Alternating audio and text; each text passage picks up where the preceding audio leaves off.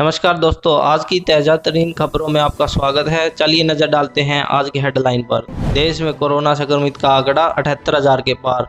24 घंटों में 134 लोगों ने गंवाई जान। पीएम मोदी के ऐलान पर शशि थरूर ने साधा निशाना, तो अनुपम खेरे बोले कोनी पर टिके हैं लोग। लॉकडाउन के बीच सड़क हादसे का शिकार होते मजदूर। एमपी और यूपी में घर जा रहे 14 मजदूरों की मौत। कोरोना वायरस पर WHO ने जताई चेतावनी, कभी ख़त्म नहीं हो सकता कोरोना, इसी के साथ जीना सीखना होगा। आर्थिक पैकेज को लेकर केंद्र सरकार पर हमलावर हुए कांग्रेस, एक साथ पूछे कई सवाल। लॉकडाउन में लाचारी, रास्ते में बनाई लकड़ी से गाड़ी। 8 महीने की गर्भवती बीबी और बेटी को 800 किलोमीटर खींचकर लाया मजदूर। जावेद अख्तर ने पीएम मोदी के संबोधन पर साधा निशाना, बोले 33 मिनट की स्पीच में एक भी प्रवासियों का नाम नहीं। मुजफ्फरनगर में मजदूरों की मौत पर अखिलेश यादव ने जताया दुख, पूछा मजदूरों की जिंदगी इतनी सस्ती क्यों है। 30 जून तक सामान्य ट्रेनों में बुक की गई रेल टिकटें रद्द, रिफंड देगा रेलवे। विजय माल्या ने भारत सरकार से कहा, मेरे से सारा कर्ज ले लें और केस बंद कर दें। पहली बड़ी खबर, देश में कोरोना संक्रमित का आंकड़ा 78,000 के पार। 24 घंटे में 134 लोगों ने गंवाई जान। कोरोना वायरस के बढ़ते मामलों में मद्देनजर देश में लॉकडाउन जारी रहेगा। भारत में गुरुवार को कोविड-19 संक्रमितों का कुल आंकड़ा बढ़कर 78,003 तक पहुंच गया। स्वास्थ्य मंत्रालय की ओर से जारी आंकड़ों के मुताबिक देश में कोरोना वायरस से अब तक 2,549 लोगों की मौत हो चुकी है, जबकि संक्रमितों की संख्या 78,003 हो गई है। वहीं पिछले 24 घंटों में कोरोना के 3,272 नए मरीज मिले हैं और 134 लोग अपनी जान गंवा चुके हैं। हालांकि राहत की बात यह है कि कोरोना को अब तक 26,235 मरीज मात दे चुके हैं। रिकवरी रेट सुधर कर 33.63% हो गया है। कोरोना संक्रमण को फैलाने से रोकने के लिए प्रधानमंत्री नरेंद्र मोदी ने देश में लॉकडाउन बढ़ाने की घोषणा की है। दूसरी बड़ी खबर, पीएम मोदी के ऐलान पर शशि थरूर ने साधा निशाना, तो अनुपम खेरे बोले कोनी पर टिके हुए लोग।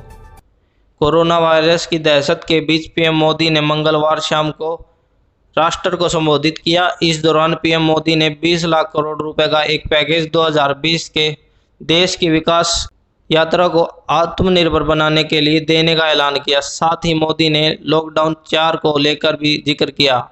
प्रधानमंत्री नरेंद्र मोदी के संबोधन पर कांग्रेस नेता शशि थरूर ने निशाना साधते हुए कहा कि आत्मनिर्भर भारत कुछ और नहीं, मेक इन इंडिया ही है, जिसकी रीपैकेजिंग कर नया नाम दे दिया गया है। उनके ट्वीट पर अनुपम खेरे ने कहा, कोनी पर टिके हुए हैं लोग। तीसरी बड़ी खबर, लॉकडाउन के बीच सड़क हादसों का शिकार होते मजदूर। एमपी और यूपी में घर जा रहे थे 14 मजदूरों की मौत। कोरोना वायरस पर काबू पाने के लिए देश भर में लगाए गए लॉकडाउन के बीच प्रवासी मजदूर अपने घरों को लौटने के लिए मजबूर है। सार्वजनिक परिवहन बंद होने की वजह से मजदूर पैदल ही अपने घरों की ओर जाने के लिए मजबूर है। ऐसे में मजदूर अपने घर जाते हुए रास्ते में हादसों का शिकार भी हो रहे हैं। ताज़ा खबर उत्तर प्रदेश और मध्य प्रदेश से आ रही है, जहां दर्जन भर से ज़्यादा मजदूरों की मौत सड़क हादसे में हो गई। उत्तर प्रदेश में रोडवेज की एक बस पैदल बिहार जा रहे 6 मजदूरों को कुचल दिया। मध्य प्रदेश के गुना में एक बस और ट्रक में भिड़ंत होने के कारण 8 मजदूरों की मौत हो गई। चौथी बड़ी खबर, कोरोना वायरस पर WHO की चेतावनी, कभी ख़त्म नहीं हो सकता कोरोना, इसी के साथ जीना सीखना होगा। दुनिया भर में कोरोना वायरस के मामले बढ़ते जा रहे हैं। कोविड-19 के 43 लाख से ज़्यादा केस अब तक सामने आ चुके हैं। करीब 3 लाख लोगों की मौत हो चुकी है। विश्व स्वास्थ्य संगठन इस बीमारी को महामारी घोषित कर चुका है। बुधवार को WHO ने चेतावनी देते हुए कहा कि हो सकता है कि कोरोना वायरस कभी ख़त्म ना हो और दुनिया को इसी के साथ जीना सीखना होगा। WHO ने कहा, कोरोना वायरस पूरी तरह से ख़त्म नहीं होगा। संगठन के आपातकालीन सेवकों के निर्देशक माइकल जनेवा में आयोजित की गई एक प्रेस कॉन्फ्रेंस में कहा, पहली बार मानव आबादी में एक नया वायरस प्रवेश कर चुका है और इसीलिए यह अनुमान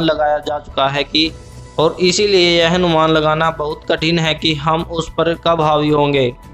कोरोना हमारे समुदाय में सिर्फ एक अन्य स्थानिक वायरस बन सकता है और हो सकता है कि यह वायरस कभी ख़त्म ना हो।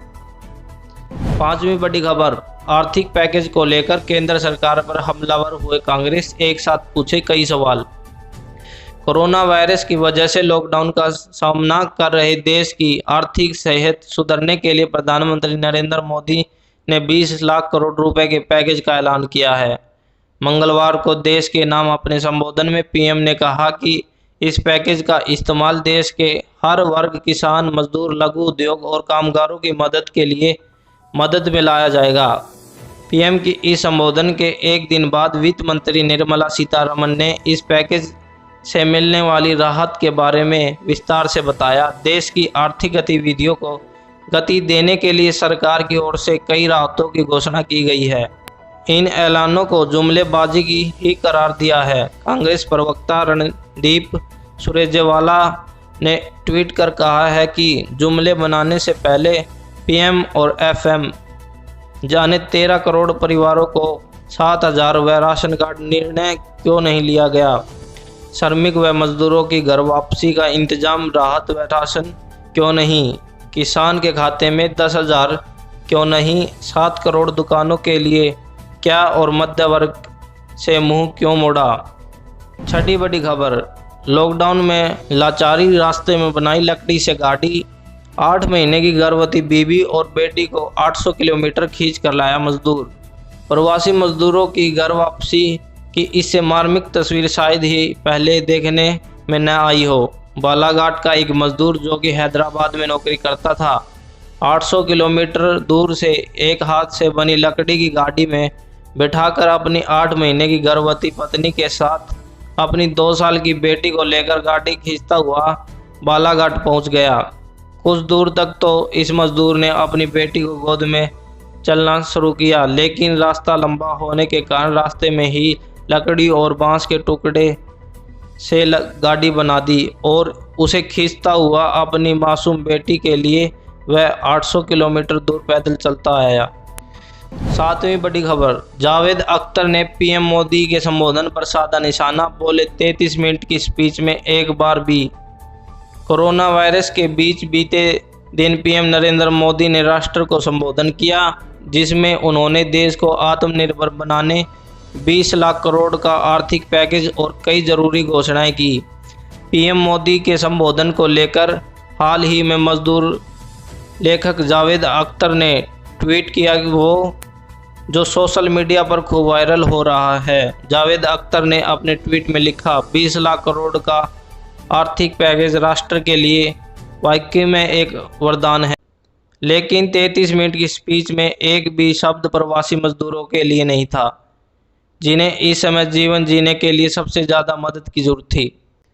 8वीं बड़ी खबर, मुजफ्फरनगर में मजदूरों की मौत पर अखिलेश यादव ने जताया दुख, पूछा मजदूरों की जिंदगी इतनी सस्ती क्यों। उत्तर प्रदेश के मुजफ्फरनगर जिले में एक सरकारी बस ने पैदल अपने घर की ओर जा रहे प्रवासी मजदूरों को कुचल दिया। इस हादसे में 6 मजदूरों की मौत हो गई, जबकि 4 लोग घायल हुए हैं। घायलों में 2 की हालत गंभीर बताई जा रही है। उत्तर प्रदेश के पूर्व मुख्यमंत्री और समाजवादी पार्टी के प्रमुख अखिलेश यादव ने इस घटना का गहरा दुख जताया। उन्होंने केंद्र सरकार से सवाल किया है कि मजदूरों की जिंदगी इतनी सस्ती क्यों है। अखिलेश यादव ने इस घटना के बाद अपने ट्वीट में कहा, उत्तर प्रदेश के मुजफ्फरनगर बस हादसे में प्रवासी मजदूरों की दर्दनाक मौत पर गहरा दुख, श्रद्धांजलि।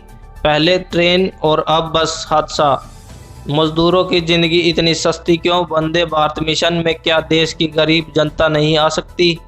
इतना ऊपर की उड़ान ठीक नहीं है कि जमीन की सच्चाई की अपेक्षा हो जाए। 9वीं बड़ी खबर, 30 जून तक सामान्य ट्रेनों में बुक की गई रेल टिकटें रद्द, रिफंड देगा रेलवे। भारतीय रेलवे ने सामान्य यात्री ट्रेनों में 30 जून तक यात्रा के बुक सभी टिकटों को रद्द कर दिया है। इसमें मेल, एक्सप्रेस ट्रेनों और उपनगरीय सेवाएं भी शामिल है। सभी यात्रियों को पूरा किराया रिफंड कर दिया जाएगा। रेलवे ने गुरुवार को बयान में यह जानकारी दी। हालांकि रेलवे ने कहा इस दौरान प्रवासी मजदूरों को उनके घर पहुंचाने के लिए चलाई जा रही श्रमिक ट्रेन और नई दिल्ली तथा प्रमुख स्टेशनों के बीच चल रही 15 जोड़ी विशेष ट्रेनों का परिचालन जारी रहेगा। इससे पहले बुधवार को रेलवे ने स्पेशल ट्रेनों में 22 मई से वेटिंग टिकट की शुरुआत करने की घोषणा की। इससे पहले मजदूरों को रेलवे ने स्पेशल ट्रेनों में 22 मई को वेटिंग टिकट की शुरुआत करने की घोषणा की। रेलवे बोर्ड ने बुधवार को न केवल अपना वर्तमान विशेष ट्रेनों बल्कि आगामी सभी ट्रेनों में यात्रा के लिए 22 मई से प्रतीक्षा सूची का प्रावधान शुरू करने संबंधी आदेश जारी किए हैं। वर्तमान विशेष ट्रेनों में केवल कन्फर्म टिकट बुक किए जा रहे हैं। वहीं 22 मई को शुरू हो रही यात्रा के वास्ते 15 मई से टिकटों की बुकिंग में प्रतीक्षा सूची में टिकट बुक कराने का प्रावधान होगा। 10वीं बड़ी खबर, विजय माल्या ने भारत सरकार से कहा, मेरे से सारा कर्ज ले लो और केस बंद कर दो। भारत में अपने पतन की लड़ाई लड़ रहे शराब कारोबारी विजय माल्या ने गुरुवार को सरकार ने 100% कर्ज चुकाने व उनके प्रस्ताव को स्वीकार करने के लिए कहा। साथ ही उन्होंने सरकार से उनके खिलाफ मामले बंद करने की अपील भी की। माल्या ने हाल ही में घोषित 20 करोड़ रुपए के आर्थिक पैकेज पर भारत सरकार बधाई देते हुए अफसोस जताया कि उनके बकाया चुकाने के प्रस्ताव को बार बार नज़रअंदाज किया था। उन्होंने ट्वीट किया, कोविड-19 राहत पैकेज के लिए सरकार को बधाई। वे जितना चाहे उतने नोट छाप सकते हैं, लेकिन क्या मेरे जैसे छोटे योगदानकर्ता की अनदेखी करनी चाहिए? जो सरकार के स्वामित्व वाले बैंक से लिया गया है 100% कर्ज वापस करना चाहता है। माल्या बंद हो चुकी विमानन कंपनी और किंगफिशर एयरलाइंस के प्रवक्ता है, जो कि 9,000 करोड़ रुपए के कथित धोखाधड़ी और धन शोधन मामले में उनकी तलाश है। देश दुनिया की खबर जानने के लिए जुड़े रहें इस चैनल के साथ में इस वीडियो को लाइक, शेयर व कमेंट करके अपनी राय ज़रूर बताएं। धन्यवाद।